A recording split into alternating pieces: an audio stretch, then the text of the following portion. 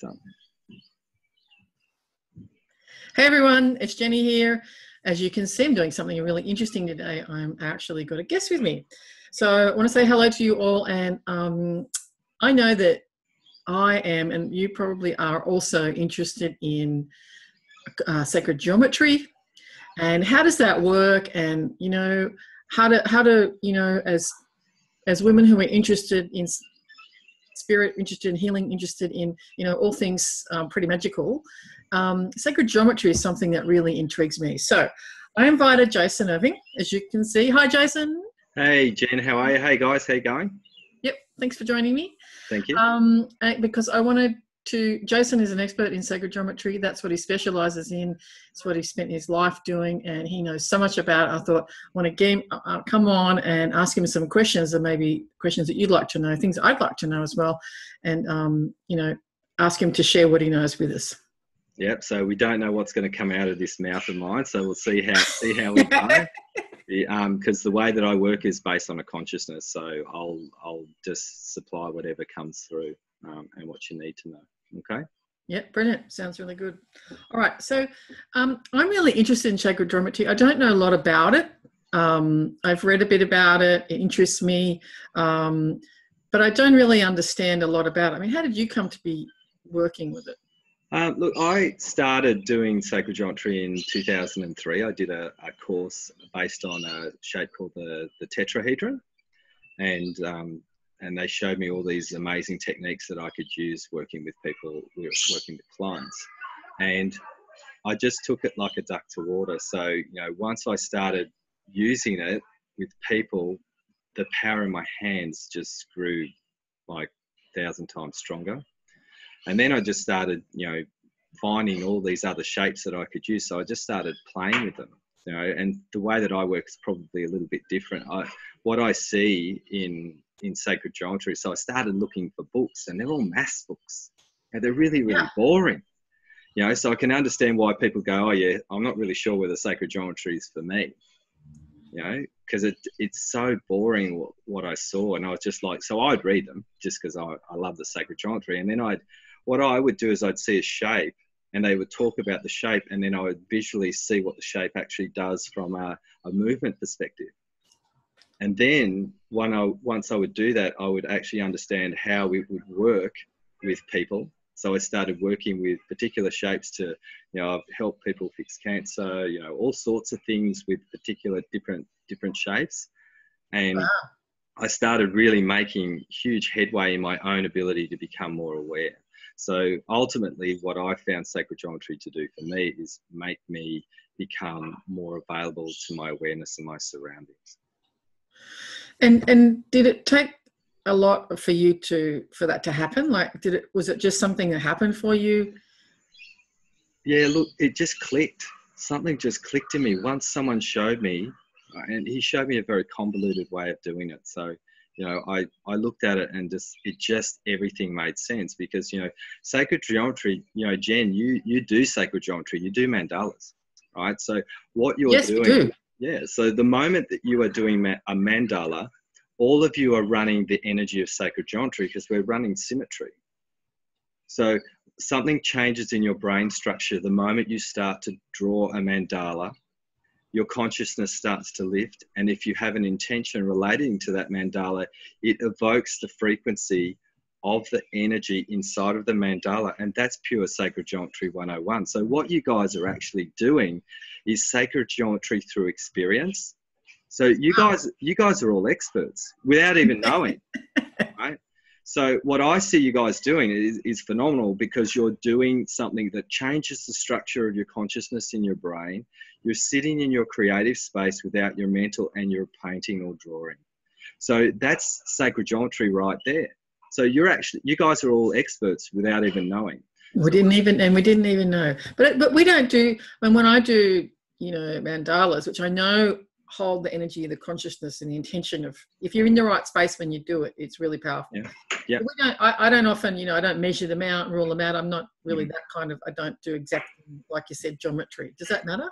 No, it doesn't matter, because look, the thing that's really important with sacred geometry is that's the misnomer. That's why people walk away from it, because they think they need it to be perfect. And it's not designed for that. It's designed to get you to make you more aware and conscious of your surroundings. So you might do a mandala that may look ugly, right? And so what you'll be doing is you'll be working on the internal mechanism relating to your ugliness that's sitting inside. And you'll wake it up, allow it to be healed, transformed, and changed. You know, so what you guys are doing is extraordinary because you're supplying a framework to help clear. So really, to me, there's not really a right or a wrong space when you do your mandalas. You do the space based on what you need to heal. It will start evoking the energy. And what you'll notice, if you look at a mandala that you've created, you will look at it and it will start to run mechanics. If you look at it deeply, the shape will actually start to move. And that's what I see with sacred geometry. Once I look at a symbol or a shape, it starts to move inside of my mind. And then I start to see what it does and how it helps. Mm. Right? Well, thanks for telling us that we're already on the right track with, you know, that creative part, because that's something, you know, I'm really passionate about. Yeah. Bringing creative energy to healing and our development, our consciousness and things like that. So that's brilliant. What I'm also interested in is, so how can a mandala, like I understand that, but tell me more about how you see mandalas helping. Like how does it actually work? Okay, so the moment that you're working with a circle. Okay, so when you work with a circle, you're working with the energy of there's never one answer to a question. So you're already working with a sense of expansion because you can't find a thing one answer inside of a circle. So there's n answers. So what you're doing is expanding your consciousness just because you're doing a circle. So the brilliance of what you're supplying is the connection to all that is. So you're providing a universal structure when you do a mandala. So you're hitting the collective consciousness of your intention through the connection of everybody who objectively understands, let's say, joy, for example, which is the program that you're doing. So once you do a circle mandala with joy, you're not just doing individual, you're breaking into the collective. And if you break through a little further barrier, you'll break into the higher collective, which is actually the higher intention of what we're here for. So the collective holds perspective of where humanity is at the moment. And there's a higher collective that actually you can break through with the mandala, which takes you beyond the collective to what our blueprint is, right? And we've just got to figure out how to break through that idea and run the objective connection rather than a subjective. So subjective is us. Yep. Objective is collective. And then there's this pure objective that a mandala can wake you up into, which is actually what we're meant to be like. All right. Does that relate to a sort of life purpose, or is that more a spiritual, this concept? Look, there's a thing called purpose that we do. Okay, purpose is what we do. Purpose is not necessarily who we truly are. Okay, so what the mandala can do is it takes you to the state of your being nature. Yep. And gets you there. And then once you're there, then purpose becomes, okay, well, I'll do this with that state. I get you. Okay, so it's completely different. We need that state, because if we do a purpose, we're never happy. Okay, we're always going to find a new purpose. And we'll do various things to get us connected to, a what. Yes, right? I understand what you mean. Yeah. And a how. And the why is that state. If we can get to that state, then it doesn't really matter what we do. And that's what sacred geometry provides you. You know, it gives you that sense of getting yourself into a state that connects you to a whole nother world of understanding reality. It stops you from judging. It removes your polarities, gets you to understand, what the world is going to become. It stops you worrying about the world as well. I stopped worrying about the dysfunction of the world that we're seeing right now. Mm. I've stopped worrying about that because I know where we're going. Okay. I'm scared to ask you, where are we going? We're going to a place where everything is going to be released. We're going to end up becoming free, And the ultimate thing that sacred geometry does is allow us to do our work to allow us to become that. So the ideal is there. It's waiting for us to pick and take on. Yep. We have to clean up our own backyard, and that's what sacred geometry is designed to do. It helps you clean up your own backyard individually. So then what you do, you send that individual pure connection to the iron sphere, which is the collective, and that sends the change to the whole planet. And each person who works with themselves and gets a better version of them starts to create a whole nother paradigm of change within human nature. Yeah. So it's got to start from me first. 100%. Yeah. So tell me more about how does that work? Because, I understand what you're saying, but I think, not everybody has the bigger concept that you're describing. Yeah. How do I bring that back down to sort of like me here in this reality and this sort of form? How does the sacred geometry, how can it help me? Okay, so basically what we have, like sacred geometry, there's 5 Platonic solids that I quite often use. They're the basics that I quite often use with people. So there's an octahedron, okay, which is 8. Yeah, which is 2 pyramids that are basically clamped together. Yep. Okay, that makes you become aware. So its job is to get you to connect with your subconscious, allow you to bring that subconscious to consciousness so you can fix all the things that you're not aware that you're doing while you're doing them. And then the moment you become aware, you can change them. Right? So that's... Okay, so it brings some things that we need to work on or release to our awareness. Yeah. That's cool. Yep. And then you've got the tetrahedron, which is basically the law of action, which allows you to move. So once you become aware, you can use the tetrahedron to actually move through your awareness and make changes. Okay, and you've got the icosahedron, which helps work with your emotions. What's an icosahedron? An icosahedron is a 20-sided triangle shape. So it's 20-sided. Yeah, 20-sided. Wow.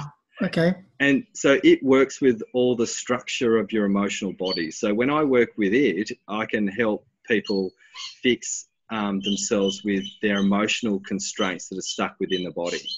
So what I do when I work with it, if someone's stuck with an issue with their shoulder and it's emotionally stuck, I'll use the icosahedron, I'll spin it through the shoulder and get the information about what emotion's stuck in that body part so it can be understood, released and changed. Wow. Okay. Then we've got the dodecahedron, and it's connected to the universe or our ether, so that energy that we have. So it's very much connected to collective and the mind. And how does that help? How does that help?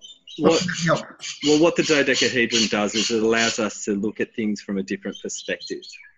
And you've seen my lives, Jenny. You've seen, how I look at things. I have a very, very different perspective on life. So what I do is I use that shape to look at humanity and see what the perspective is. So once you have a different perspective, you become non-reactive to life.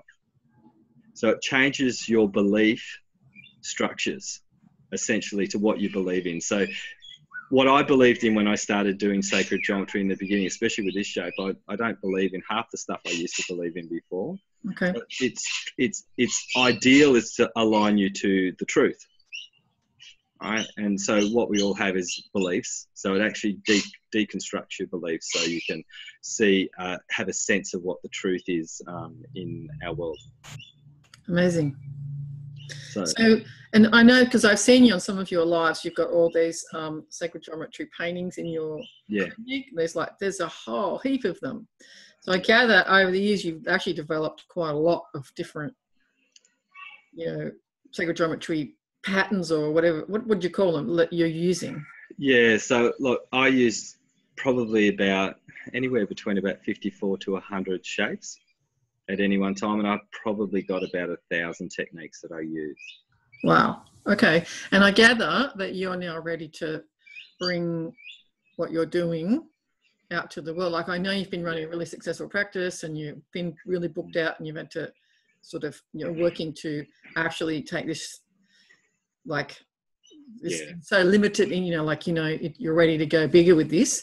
So I'm really grateful you're here talking with us. And I know that you're going to be doing something for some of the ladies in my group too. But tell us about, I know you've got something planned coming up as well. Like you've got something coming up in a couple of weeks. Yeah. So I am running a live event based on clearing people's control structures. So getting people to understand what they do to control their lives. So we all like to control our world to keep us safe. You know, but ultimately that keeps us stuck as well. So what I'm going to be explaining, I've got one of my shapes that I use, and it's a little bit of a controversial one. So I decided to use one that's controversial to take that symbol and shape back into the Western world that doesn't know how to consume it. The East knows it extremely well. Yep. So I'm going to grab this particular shape and I'm going to show people how it works, and then we're going to do a meditation on it in two ways. One, I'm getting it animated at the moment. I'm really excited. He's just done the first draft for me. So you guys are going to get to see how I see the paintings work. So the moment I look at sacred geometry, I watch a painting move, twist and change. And then it starts to work on my brain and starts to work on my consciousness. So you guys will get an actual visual of the way I've seen this painting work. So I've told the guy, this is what I need it to do. Yep. And these are all the things. It's so intricate, this painting. There's so much in it.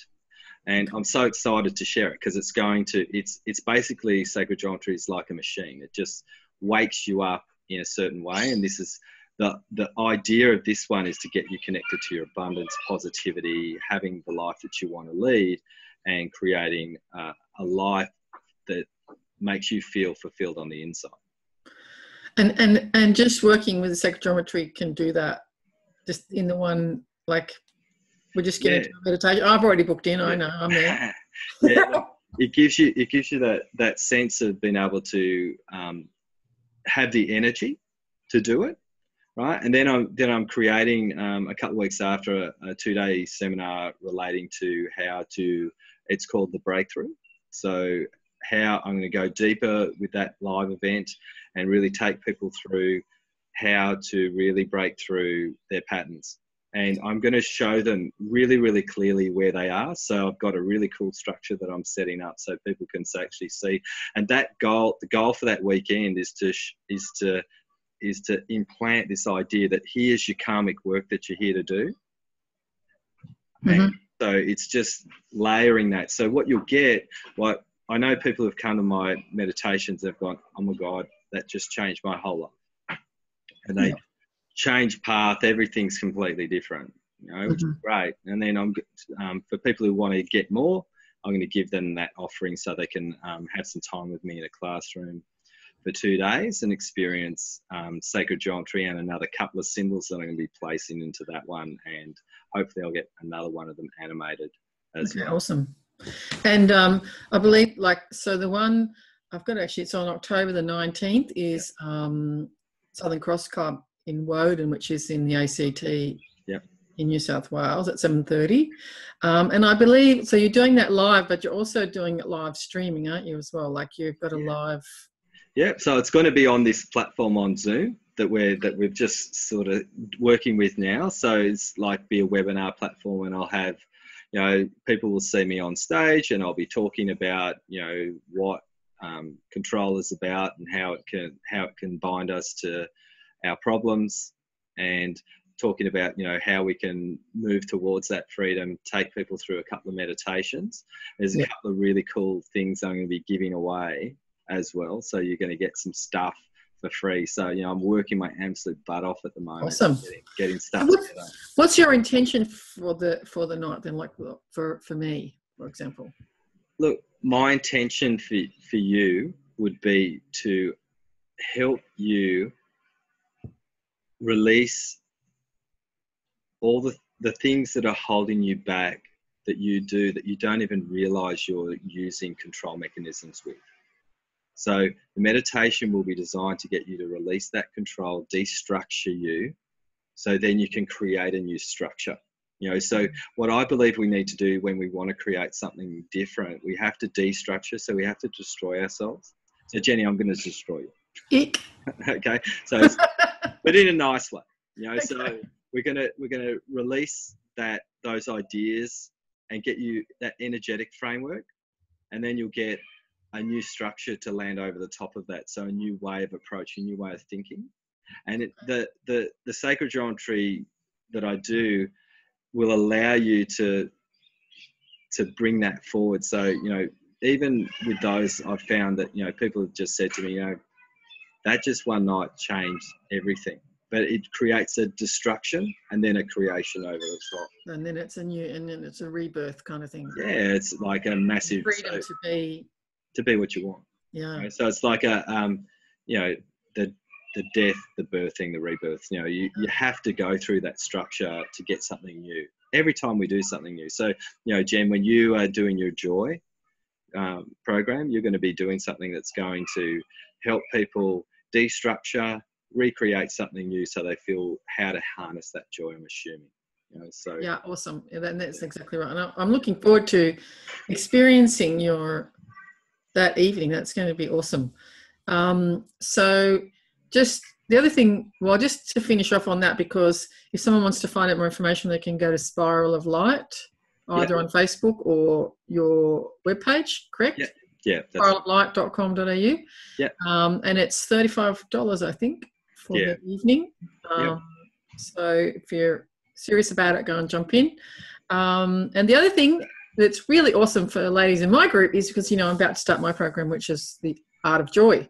And I have a special VIP day, and you're going to be my guest. So you're going to be doing a guest appearance, and for all the ladies who are in my group, just a private session, correct? Yeah, I am. I'm really looking forward to it. And it's nice to I'm really honoured that you've given me a chance to spend time with your group. And I know from meeting you, Jen, I had one of my crystals told me they needed to come and be owned by you. Yeah. So when that happens for me, I know that for you, that 54 pyramid cube, that's just like a dynamite. It's really powerful. It looks little, but it's really powerful. It's one of the most powerful shapes that I work with. Yeah. What's the shape again? It's a 54 pyramid cube, so it's 54 octahedrons, 54 levels of consciousness. Wow, it is really powerful. Yeah, and thank you. Yeah, no worries. So I'm really looking forward to sharing what I do with you guys, and what I do is going to be very unique to all of you guys in the class, because what I do is I go, okay, what do you guys need from me?